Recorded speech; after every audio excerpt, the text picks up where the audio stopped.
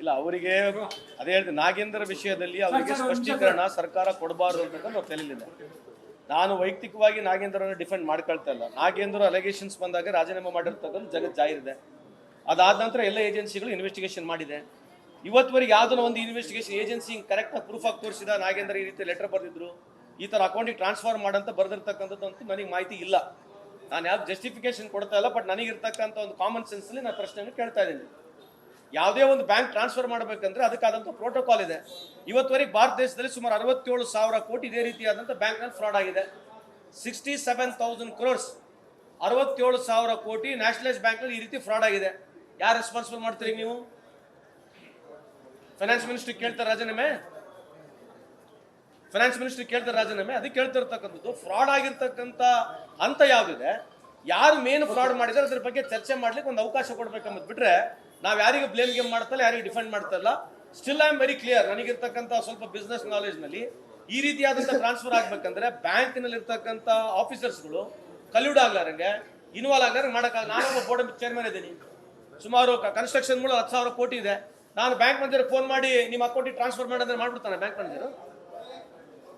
ನಾನು ಫೋನ್ ಮಾಡಿ ನಿಮ್ಮ ಅಕೌಂಟಿಗೆ 1,000 ಕೋಟಿ, 500 ಕೋಟಿ, 50 ಕೋಟಿ ಟ್ರಾನ್ಸ್ಫರ್ ಮಾಡಿದ್ರೆ ಬ್ಯಾಂಕ್ ಮ್ಯಾನೇಜರ್ ಮಾಡ್ಬಿಡ್ತಾನ? ಪ್ರೋಟೋಕಾಲ್ ಇದೆ ಬ್ಯಾಂಕ್ ಮ್ಯಾನೇಜರ್ಗೆ. ಮುಖ್ಯಮಂತ್ರಿ ಫೋನ್ ಮಾಡಿ ಟ್ರಾನ್ಸ್ಫರ್ ಮಾಡಿದ್ರೆ ಮಾಡ್ಬಿಡ್ತಾನ?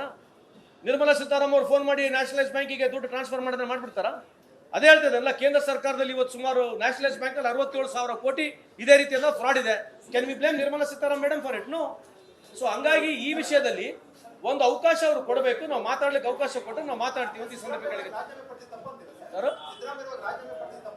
ಸಿದ್ದರಾಮಯ್ಯವರು ಮಾರಲ್ ರೆಸ್ಪಾನ್ಸಿಬಿಲಿಟಿ, ಮಾರಲ್ ರೆಸ್ಪಾನ್ಸಿಬಿಲಿಟಿ ಕೊಟ್ಟಿರ್ತಕ್ಕಂಥ ತಪ್ಪು ಸರಿ ಅಂತಕ್ಕಂಥದ್ದು ಇನ್ವೆಸ್ಟಿಗೇಷನ್ ಆಗಿದೆ. On a moral grounds he resigned. We should appreciate it ಅಲ್ವಾ? ಇಲ್ಲಿ ಇಲ್ಲ ಅಂತ ಅದೇ ಹೇಳ್ತೀನಿ. Moral responsibility because it had a confusion. ಈಗ ಕನ್ಫ್ಯೂಷನ್ ಕ್ಲಿಯರ್ ಆಗಿದೆ. SIT ನಲ್ಲಿ ಕ್ಲಿಯರ್ ಇದೆ. ಫೆಮಾ ಫೆರಾ ಇಡಿಗಳು ಸುಮಾರು 5,700 ಕೇಸ್ನಲ್ಲಿ 0.01% ಕೂಡ ಸಕ್ಸಸ್ ರೇಟ್ ಇಲ್ಲ. ಈಗ ಅವ್ರದ್ದು ಏಜೆನ್ಸಿಗಳು ತಾನೆ, ಅವ್ರ ಏಜೆನ್ಸಿ ಬಂದು ಹೇಳ್ಬಿಟ್ರೆ ಆಯ್ತಲ್ಲ ಬೈಲಿಗೆ ಬಂದು. ಈಗ CBI ಆಗಿರಲಿ, ಫೆಮಾ ಆಗಲಿ, ED ಆಗಲಿ, ಅವ್ರ ಏಜೆನ್ಸಿಗಳು ಬಂದು ನೀರಾಗಿ ಹೇಳ್ಬಿಟ್ರೆ ಮುಗೀತಲ್ಲ. ಏಕೆಂದ್ರೆ ಬೇಕಾದ್ರೆ ಕಾನೂನು ಪ್ರಕಾರವಾಗಿ ಏನು ಕ್ರಮ ತಗೋಬೇಕು, ಕೋರ್ಟ್ ಪ್ರಕಾರ ಸಜಾ ಕೊಡ್ಬೋದು. ನಾಗೇಂದ್ರ ಅವರಿಗೆ ಬೇಲ್ ಕೊಟ್ಟು 2 ವರ್ಷ ಆಗ್ಲಿಕ್ಕೆ ಬಂದಿದೆ. ನಾಗೇಂದ್ರ ಅವ್ರಿಗೆ ಬೇಲ್ ಕೊಟ್ಟು 2 ವರ್ಷ ಆಗಿದೆಯಲ್ಲ. ಅದೇ ಹಂಗಂದ್ರಿ 40% ಮಿನಿಸ್ಟರ್ಗಳು ಬೇಲ್ ಮೇಲೆ ಇರೋದು ಕೇಂದ್ರ ಸರ್ಕಾರದಲ್ಲಿ. ನಾನು ಅದೇ ಹೇಳ್ತೆ, ಡಿಫೆಂಡ್ ಮಾಡಕ್ಕಂತಲ್ಲ ರೀ. ನಮ್ದು ರಾಜೀನಾಮೆ ಕೊಟ್ವಿ ನಾವು 18 ತಿಂಗಳ. ಅವರು ರಾಜೀನಾಮೆ ಕೊಟ್ಟಾದ ನಂತರ ಎಲ್ಲ ಏಜೆನ್ಸಿಗಳು ಆದ್ಮೇಲೆ ಇವತ್ತು ಅವ್ರಿಗೆ ರೀಇಂಡಕ್ಟ್ ಮಾಡಿದೀವಿ. ರೀಇಂಡಕ್ಟ್ ಮಾಡ್ಲಿಕ್ಕೆ ನಮ್ಮ ಹತ್ರ ಸಂಪೂರ್ಣವಾದಂತ ಡಿಫೆನ್ಸ್ ಮಾಡ್ಲಿಕ್ಕೆ ಅಥವಾ ನಾವು ಪ್ರೂವ್ ಮಾಡ್ಲಿಕ್ಕೆ ನಮ್ಮ ಹತ್ರ ದಾಖಲಾತಿಗಳಿದಾವೆ. ಹೌಸಲ್ಲಿ ಕೊಟ್ಟರೆ ನಾವು ಪ್ರೂವ್ ಮಾಡ್ತೀವಿ.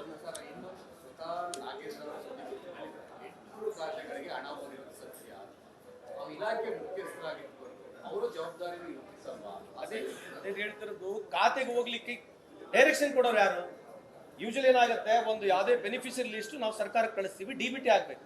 ನಾನು ಸುಮಾರು 9 ಲಕ್ಷ ಅಕೌಂಟ್ಗಳಿಗೆ ನಾವು DBT ಮಾಡಿದೀವಿ. ಯಾವ್ದು ಬೋರ್ಡ್ ಇರ್ತದೆ, ಬೋರ್ಡ್ ನಲ್ಲಿ ಯಾರು ಫಲಾನುಭವಿಗಳು ಆಯ್ಕೆ ಆಗ್ತಾರೆ, ನಾನು ಪ್ರೊಸೀಜರ್ ಹೇಳೋದು. ಅಲ್ಲಿ ಏನಾಗಿದೆ ಎಕ್ಸಾಕ್ಟ್ ನಿಮ್ಗೆ ಮಾಹಿತಿ ಇಲ್ಲ. Just telling the procedure. ಅದೇ ಹೇಳ್ತಿರೋದು ನಾವು ನಮ್ಮ ಇಲಾಖೆಯಾದ ನಮ್ಮ ಕರ್ನಾಟಕ ಸರ್ಕಾರದಲ್ಲಿರ್ತಕ್ಕಂಥ ಬೆನಿಫಿಷರಿ ಲಿಸ್ಟ್ಗಳನ್ನ ಕೊಡ್ತೀವಿ. ಬ್ಯಾಂಕ್ ಮ್ಯಾನೇಜರ್ಗೆ ಅಷ್ಟು ಅರಿವು ಬೇಡ. ಬ್ಯಾಂಕ್ ಮ್ಯಾನೇಜರ್ಗೆ ಯಾವ ಬೇಸಿಸ್ ಮೇಲೆ ಟ್ರಾನ್ಸ್ಫರ್ ಮಾಡಿದ್ರೆ ಅಂತ ಏನೋ ತೋರಿಸ್ಬೇಕಾನೆ ಮಾಹಿತಿ. ಬ್ಯಾಂಕ್ ಮ್ಯಾನೇಜರ್ ಯಾವ ರೀತಿ ಡೈರೆಕ್ಷನ್ ಕೊಟ್ಟಿಲ್ಲ, ಯಾರು ಡೈರೆಕ್ಷನ್ ಕೊಟ್ಟಿರ್ತಕ್ಕಂಥ ಮಾಹಿತಿ ಅದು CBI ಮಾಡಿದ ಇನ್ನಾದ್ರೂ ಏನು ಸ್ಪಷ್ಟೀಕರಣ ಕೊಟ್ಟಿಲ್ಲ. It shows that the bank is more involved ಅಂತ ನನ್ನ ಪ್ರಕಾರ ವೈಯಕ್ತಿಕವಾಗಿ. ಯಾವುದು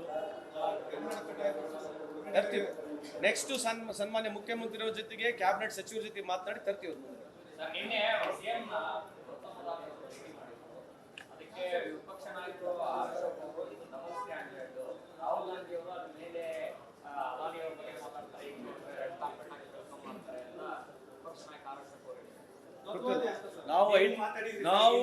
ನಾವು ಖಂಡಿತವಾಗ್ಲಿ ಅದಾನಿಯವ್ರಿಗೆ ಏನ್ ಸಪೋರ್ಟ್ ಆಗಿದೆ ಕೇಂದ್ರ ಸರ್ಕಾರದಿಂದ ಅದ್ರ ವಿರುದ್ಧವಾಗಿ ಅವಾಗೂ ಮಾತಾಡಿ ಇವಾಗೂ ಮಾತಾಡ್ತೀವಿ.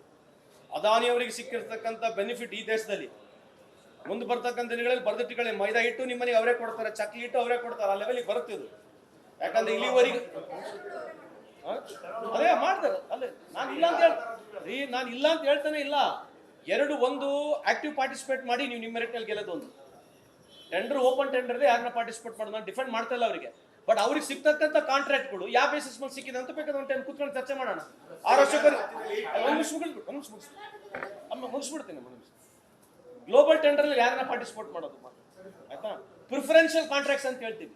ಈ ಫಾರ್ ಎಕ್ಸಾಂಪಲ್ ಕೋಲ್ ಬ್ಲಾಕ್ಗಳು, ಅದಾನಿ ಅವ್ರದ್ದು ಏನು ಎಕ್ಸ್ಪರ್ಟೀಸ್ ಇತ್ತು ಕೋಲ್ ಬ್ಲಾಕ್ ನಲ್ಲಿ ನಾವು ಕೊಡೋಕೆ ಅವರಿಗೆ? ನಾವು ಅನಿಲ್ ಅಂಬಾನಿ ಅವರಿಗೆ ಮ್ಯಾನುಫ್ಯಾಕ್ಚರಿಂಗ್ ಆಫ್ ಏರ್ಕ್ರಾಫ್ಟ್ ಕೊಟ್ವಿ, ರಫೇಲ್ ಡೀಲ್ ನ ಕೊಟ್ವಿ ಅವರಿಗೆ. ಆ ಪುಣ್ಯಾತ್ಮ ಸೈಕಲ್ ಮಾಡಿದ್ದಿಲ್ಲ. ಯಾವ ಆಧಾರದ ಮೇಲೆ ಕೊಟ್ಟಿವಿ ಅಂತಕ್ಕಂಥದ್ದು ಇಂಪಾರ್ಟೆನ್ಸ್ ಇದೆ. ಅಂದ್ರೆ ಫಾರ್ ಎಕ್ಸಾಂಪಲ್ ಇಫ್ ಅದಾನಿ ಅವರು ಇಲ್ಲಿ ಟನಲ್ ರೋಡ್ ನಲ್ಲಿ ಅವ್ರು ಪಾರ್ಟಿಸಿಪೇಟ್ ಮಾಡಿದ್ರೆ ಆ ಟೆಕ್ನಿಕಲ್ ಕ್ವಾಲಿಫಿಕೇಶನ್ ಕಂಪ್ನಿಗಿದ್ರೆ ಗೆಲ್ತಾರಲ್ಲ ಅವ್ರಿಗೆ ಬಿಟ್ಟಿರ್ತಕ್ಕಂಥದ್ದು. ಆದ್ರೆ ಇವರಿಗೆ ಯಾವ್ದು ಟೆಕ್ನಿಕಲ್ ಕ್ವಾಲಿಫಿಕೇಶನ್ ಇಲ್ಲಾರಂತ ಕಂಪ್ನಿಗಳಿಗೆ ಇಷ್ಟೆಲ್ಲ ಆದ್ಯತೆ ಹೆಂಗ್ ಸಿಕ್ತು ಅನ್ನೋದಕ್ಕೆ ಒಂದ್ ಸ್ವಲ್ಪ ಬೇಕಾದ್ರೆ ಚರ್ಚೆ ಮಾಡೋಣ. ಅಶೋಕ್ ಅಣ್ಣವ್ರ ಕರೀ, ಚರ್ಚೆ ಮಾಡಬೇಕು.